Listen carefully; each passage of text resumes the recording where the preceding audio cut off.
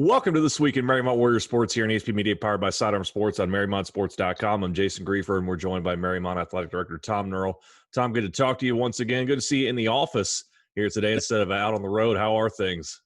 Things are good. A great weekend, some wins, some tough losses, but great weekend, great weather, a little bit of golf in. So, yeah, it's all good. There we go. That's good weekend getting out, and that's good. That's good. Let's get right into it. Let's talk about your athletic programs this past week and what we've got looking ahead. Let's start with football. Tough way to end the regular season, dropping one late to a Deer Park 25-21. But good thing is you've got the playoffs ahead, and going to see a familiar foe. You're going to get a Reading for the second time in 3 weeks. Of course, it was a tough one a couple of weeks ago, 25-20 win there, but now you host Reading this time around. What do you see, and what do the coaches see as the biggest challenge getting ready for a team they just saw 2 weeks ago? Well, we got out there with the win. We were glad to get out there with the win. It was a tough win, like you said. Reading's got a lot of tools. Their top receiver was out. He's back this week. And so we just got, we let one get away from us last week. Congrats to Deer Park. They played hard. They got the onside kick when they needed it, and we just couldn't come up at the end. So we're going to be ready, getting ready to go. It's a playoff game. Playoffs are fun. It's Saturday night, so the schedule's a little bit different, but should be a lot of excitement, and just get the troops ready to go. Yeah, that's all you can ask for at this point here. How are they feeling going into that one? Even though like I said, the result was what it was at Deer Park, they still feel good knowing that they've beat Reading once. Yeah, they do. We're a little beat up. We're a little bruised, a little battered. It's been 6 weeks. It's been a tough 6 weeks.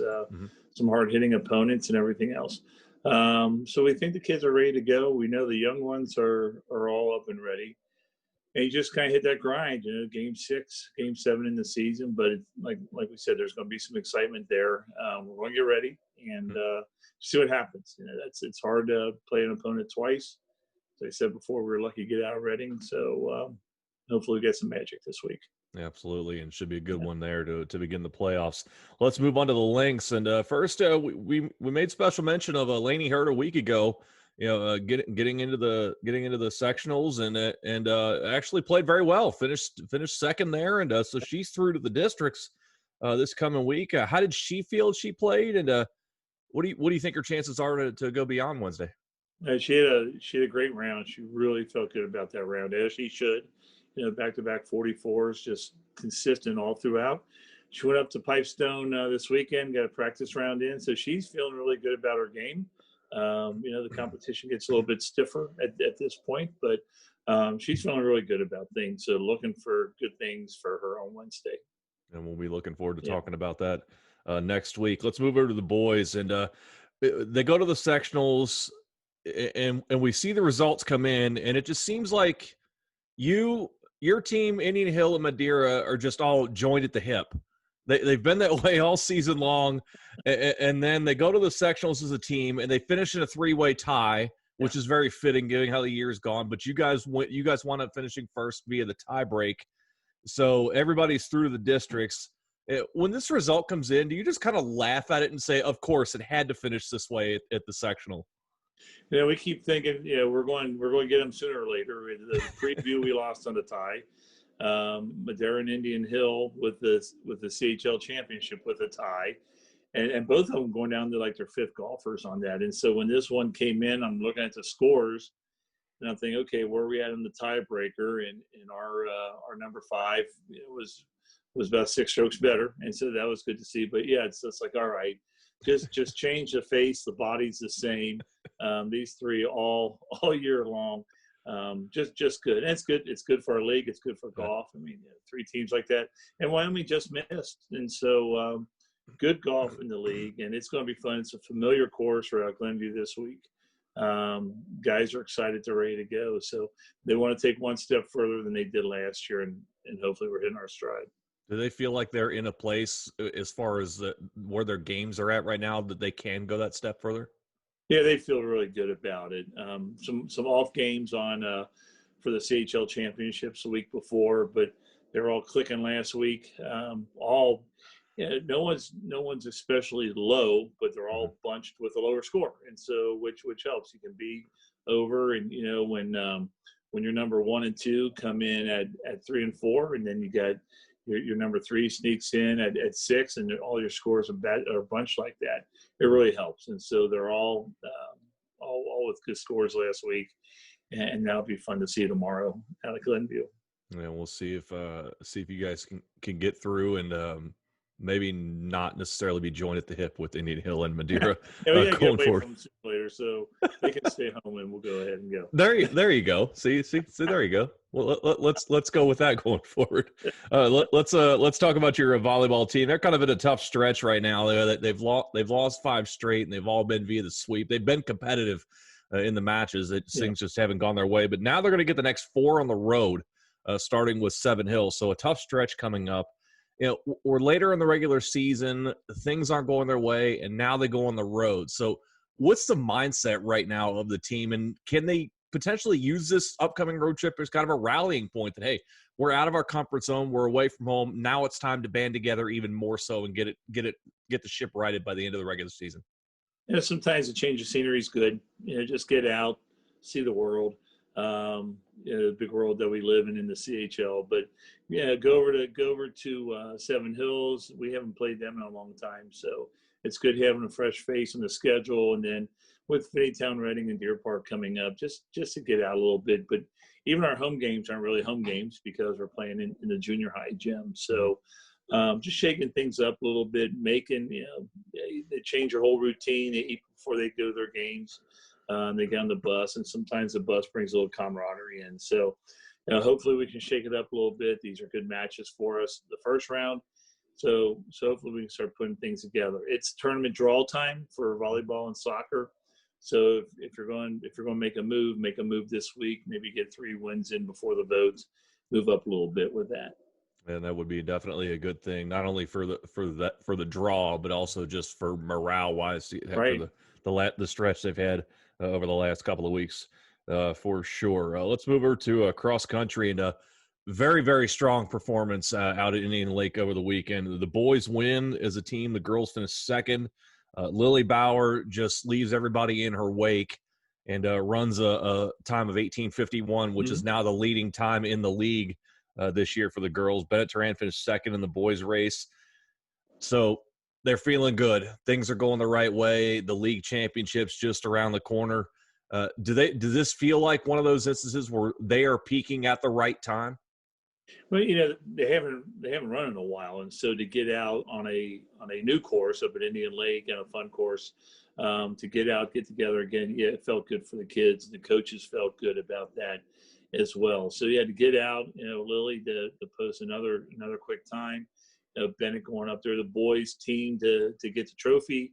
Saw a picture of them. They're excited to be back together with that as well. So, yeah, it is a good time. You get another good track with New Richmond this week on their course, and then head things up to Mason for the CHL championship. So, like we've mentioned before, it's a very cohesive group. It's a pack. They run as a pack.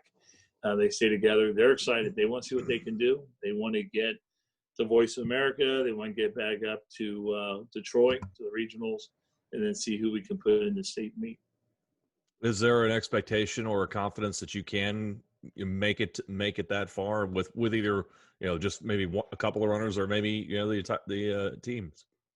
Yeah, I think it is. We had a number of the girls up at Troy last year in the regionals. The boys just putting everything together this year. As we talked about, they have a number of guys that are playing soccer and running cross country. So they're having a lot of positive experiences on both sides, getting a lot of W's both ways. So they're ready to go. And this is great running weather. But yes, every day we go out to the back of the stadium, the 60 kids in cross country are there. They're ready to go, and they run around the neighborhood. They're doing a really good job with it. So really glad to see their success, and hopefully they can stay healthy these next 5 weeks and bring it home. And the results are, as you said, that they're paying off. Let's talk about your tennis team there. Finished the regular season with a couple of nice wins, including Talawanda on a senior day. But so they're going to move into the postseason play this week with the sectionals. As we've talked about, this is kind of a younger team. You don't have a lot of veterans on this team. Just a couple of seniors, Claire Solar and Logan Wilhelm. There, we've seen what they've been able to do. We saw they did it at the Coaches Classic. They're a really good doubles team, and and also being a senior leaders there. So going into this postseason with a young team and those two being, your seniors there, how much is Coach Spreen leaning on them not only to perform as the doubles team that they've shown they can play like, but also just as leaders for these younger kids? And it's just a great group. It's been a very, I hate to go back to that word, cohesive group, but it has been. They've been very strong together, even though they're young. This is their second year together as a whole. So there wasn't a whole lot of openings on this team coming into the season, and so you have that younger experience in there, or the experience of our younger athletes in there, and the great senior leadership, and they're playing well. I know just outstanding draws. A couple number one seeds and number two, number three. So we've never had that many high seeds going into the sectional tournament. So coach is excited. The girls are excited. I think it's time. The season's been as long as it always has been, but just seems like a long season right now. So Sure. Everybody's ready to get in the tournament and get up there. It'll be a little bit different because the crowds will be smaller than usual. It's really limited on who can come up to the tournament, who can get in. So from that aspect, you won't have as many parents and everyone else hanging out there. But it still will be a great experience for them and see what we can do this week. You mentioned just a moment ago, this is kind of their second go around together with this group that you have. How big is that now to have that second year together? You talked about the word cohesion and trying to build that up, but they've got a year and now this full season to have built that up. How big is that for this team going into this postseason? For this team, it's huge because it's a great bunch of athletes, it's a great bunch of girls, and they get along and they support each other. Sometimes you have that with teams that come up together, and you don't always see that getting along and that support for each other. Yep. But they do. They get excited for each other. They love to see the results, and so that's huge for this group. And so hopefully that'll grow, and beyond this year. Yeah, we got a lot of those same, like you said, we got a lot of those same girls back. So we're in the middle of a good run with that, knock on wood. And hopefully we can make some noise here in the tournament. No doubt. And hopefully on next week's show, we'll be able to talk about that and then some on that team. Let's move on to the pitch here, and let's start with the boys. They're still just on cruise control per se, at least from an outsider's perspective. I'm sure they wouldn't say that yet, but they're 13-0-0 on the year.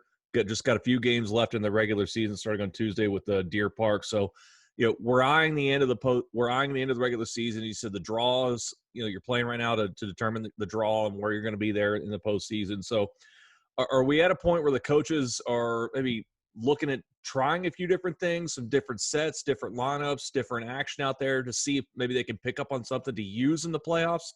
Or are they still in kind of a match-to-match mode right now? Let's focus on what's in front of us at this point. Yeah, it's still looking at the 20 feet in front of you, just like driving down the road with the headlights on. You don't look too far ahead. You want to make sure you have. But we've talked about this in the past as well. This team is so diverse, and there's so many assists coming and the goals coming from different places. They're a pretty deep team. Whether you get someone come off the bench for a corner throw that can throw it all the way across the field, whether it's your leading scorers setting up some assists for the other guys. I would not call it cruise control. They're not cruising. They still get the pedal down, and they're still going after things. The match with Oakwood on Saturday, another undefeated team. It was a tough match. It was a physical match. Fans were excited on both sides, and a 1-0 game. So that was a great test here with a team from outside of our area.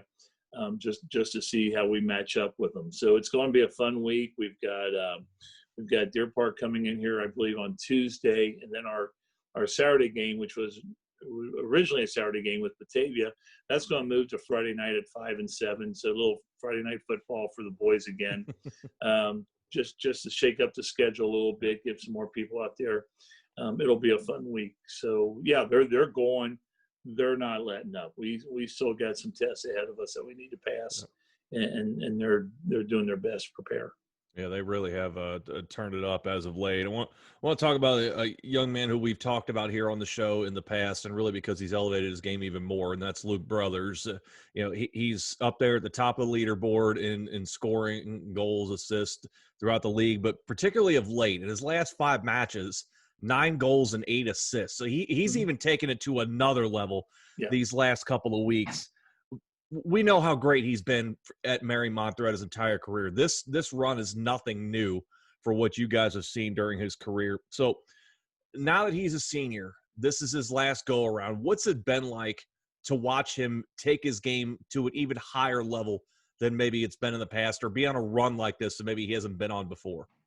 No, yeah. I mean, to have him have this run, and that's one thing I was alluding to of, when they start feeding each other and giving each other the assist and giving someone else the goal, or it helps other guys get open. He doesn't have to take that 3-on-1 and try to make a play. Kyle Kroll's open, Martin Eisenhower's coming down, Kyle Romick's coming across the field for.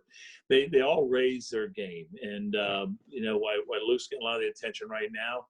Boy, it's going to be tough come All-Star time on who gets the All-League honors, because there's so many. You're not going to get all 11, but you're going to get a lot. And so it's just fun to watch. It's just so smooth. Yeah. Just so smooth. Yeah. Yeah. So you're saying you're not going to get all 11 for all league honors, or what is 10 okay? Okay. Yeah. We'll take what we can get. Yeah. Ever the humble we are. Let's take 10. If we can't get 11, let's get 10. Let's talk about the girls, and they're not slouching exactly. They're still in first in the CHL, and they're continuing their run. They're going to be on the road this week. They're going to get Finneytown and Deer Park. So you look at the standings and you see Finneytown and Deer Park. They're in the basement of the league right now, but anybody can beat anybody on a given night, as Coach Speak goes, and you know that as well as anybody. So this team's looking to close the deal and win its first league title in over a decade. So how is Coach Haney going about keeping the players focused in this time, especially this week, knowing that they've got 2 league opponents ahead of them that everybody's expecting that they're going to take care of business against? Yeah, you come back and a light week, moving that Finneytown game from where it was, but then playing Turpin on the weekend to a 1-1 tie. Big Division I Turpin, a great match for them, but it's a busy week. So you go Monday, Wednesday, Saturday again. It's just a busy week, and so you don't want to get tired. You don't want to get broken down that way. But the good thing is, I guess, is that both those fields are turf now. Finneytown has a new field, in their stadium, new turf field. So there's a little consistency of what you're used to, playing here. So that helps. Sometimes you go out to the grass field, and grass fields come this late in the season are pretty chewed up, but that'll be good there. But this team has been good about seeing the job through. Very businesslike, like the boys. They know what's in front of them. They stayed after it. They're very focused. They don't get too high. Even in the Indian Hill and Wyoming games early on, there was a matter of fact business approach to them. So I think they know and are going to take care of business. At this point of the season, you just don't want to trip yourself up. You'll take the challenge that comes. Just don't step on your own shoestrings and fall. So I think they're going to handle things very well this week. And then we go down to next week and wrap up the season, but especially on Saturday to get a good draw for the tournament. Yeah, it's so as I said before, it's been over a decade since they've won the league title. I think it's 13 years since it last happened. You've talked here on the show before about, especially early in the year, about how good everybody thought this team could be with all the talent that you had. Has the league title been something that's been discussed amongst the team even early in the year, that, hey, we can go out and win the league this year? Or are they also kind of like the boys, just taking it one game at a time and letting the chips fall where they may and not worrying about the outside stuff? I think both teams have set that up. All teams set their goals at the beginning of the season, And one of our goals every year is to win the league title. And Mm-hmm. when you have Madera and Wyoming and Indian Hill in there, especially Indian Hill with the run they've had with a number of All-Americans up there, that makes it tough. But that's still your goal. And if you finish a half game out or a game out, that is what it is. But that's one of your goals. The second goal is to finish number one in the city. Another goal is to win the district and get to regionals. And I think with that taste of regionals last year was, hey, we got here last year. We can go back and let's take a couple steps further, get back up to MAPFRE Stadium for the for the championship game. So that's been one of their goals. They've stayed together. Man, they're just fun to watch. So a good week coming up, and just can't wait to see what happens in the draw on Saturday.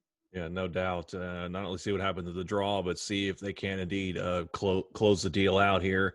And hopefully next week when we reconvene, we're talking about maybe multiple league championships. That wouldn't be a bad way to. You're going to be staring down the gun next week because not to look over the hill, but sure, you got Madera on both sides with the boys soccer, and then yeah.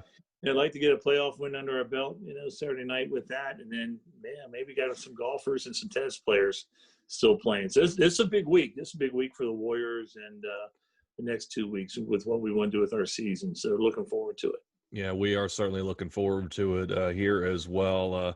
Big exciting week just behind us. Now an even bigger one ahead as there's a lot of postseason jockeying to be done. And as we said, possible one or two league titles on the docket ahead of next week. Tom, great catching up again. Looking forward to next week. Good talking to you. Thanks for having me. All right. That is Mariemont Athletic Director Tom Nurl joining us for This Week in Mariemont Warriors Sports here in ASP Media, powered by Sidearm Sports.